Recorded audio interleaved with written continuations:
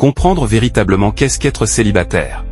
Dieu a introduit le concept de la compagnie dans Genèse 2 verset 18, « Il n'est pas bon que l'homme soit seul, je lui ferai une aide semblable à lui », avant celui du mariage dans Genèse 2 verset 23 où il est écrit, « Et l'homme dit, voici cette fois celle qui est os de mes os et chair de ma chair. » On l'appellera femme, parce qu'elle a été prise de l'homme. Cela démontre le besoin humain fondamental de communiquer et de communier avec d'autres êtres humains.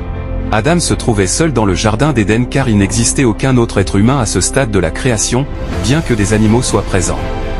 Cependant, l'animal n'est pas un semblable de l'homme, soulignant ainsi la nécessité pour l'être humain de trouver une compagnie qui lui soit propre. Ainsi, la réponse de Dieu pour combler le besoin de la communication de l'homme n'est pas le mariage, mais la compagnie d'une autre personne. Aujourd'hui, de nombreuses personnes mariées se sentent extrêmement seules, car le mariage ne résout pas forcément le problème de la solitude. Au commencement, Dieu a fait d'Ève une compagne, une partenaire pour Adam, avant qu'elle ne devienne ultérieurement son épouse. Être célibataire ne décrit pas un état spirituel, ni émotionnel, c'est simplement un état civil. Cela veut tout simplement dire non marié. La question à se poser est celle de savoir si vous êtes célibatant ou célibatu. Si vous avez une mentalité de célibatant, alors le célibat est une période à apprécier dans votre vie. Le célibat offre la possibilité de se concentrer sur sa relation avec Dieu, de poursuivre ses projets en toute liberté.